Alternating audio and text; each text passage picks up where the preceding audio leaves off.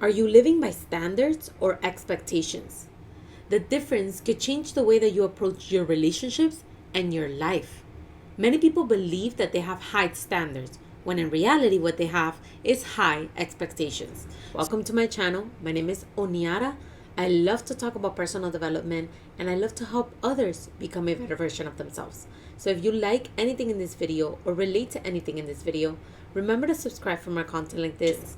So let's start by defining what is standards and what are standards and what are expectations. Standards are a baseline of quality that you set for yourself and require from others in alignment.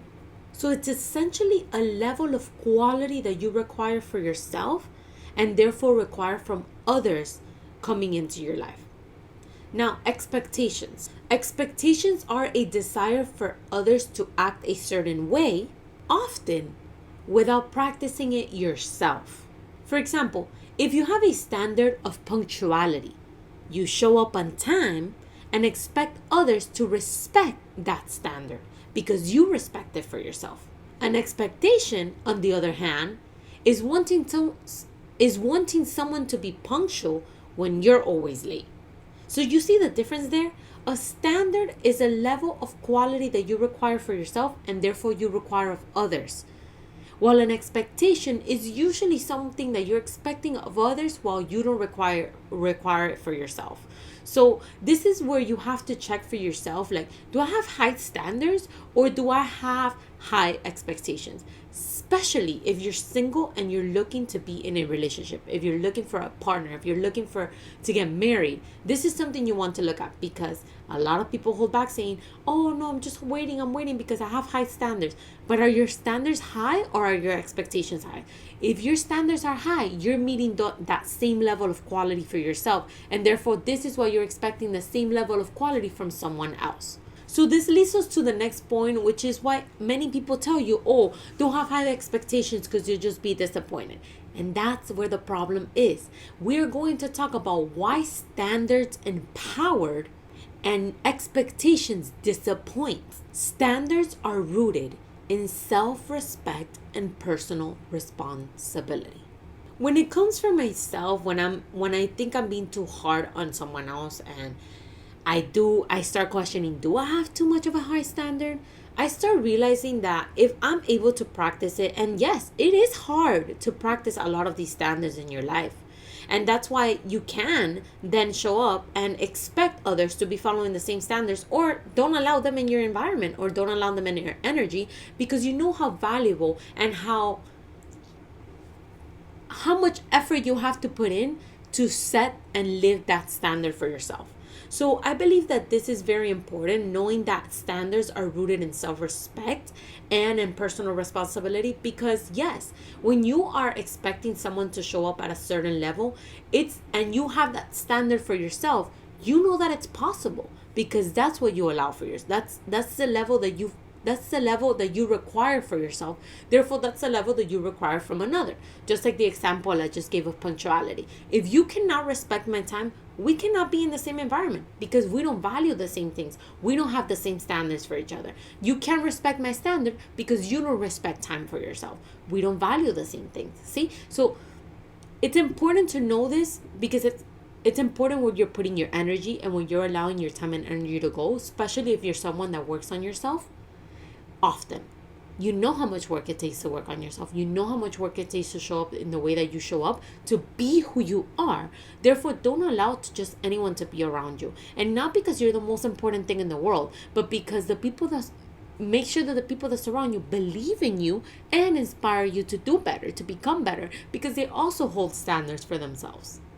Expectations often disappoint and they lead to resentment because they're based on external control. Things that you can't control yourself. The only thing that you have control over is yourself, not anything external. And this is why standards empower you and expectations disappoint you. When you just have high expectations for others, but you don't have those standards hold those standards for yourself, live by those standards for yourself, then you become disappointed when there's others not meeting these expectations and you don't even meet these expectations for yourself. When you have standards, you understand that meeting these standards and living by the standards is challenging, requires effort, requires time, and that not everybody's going to show up to those standards, and that's okay. Not everybody's meant to be your friend. Not everybody's meant to be in your circle. You're not meant to do business with everybody. And the people that you are, you will have those high standards for, and they will attract others with the same values and the same similar standards. For example, let's say you're a leader in a company. When you set a standard for clear communication, you attract people who value the same. But expecting someone to read your mind only leads to frustration and disappointment. And this is the same thing. When you hold yourself to a standard of clear communication, you show up in that way. You clearly communicate. And this is what you expect and require of others, because it's a standard for yourself. So let's talk about how to raise your standards without creating unhealthy expectations. Reflect on your core values and build habits that align with them. These are the standards that you'll live by, the habits that you have. The standards we live by are the habits that we have programmed ourselves to live by. Second tip, communicate your standards clearly and lead by example. So live your standards.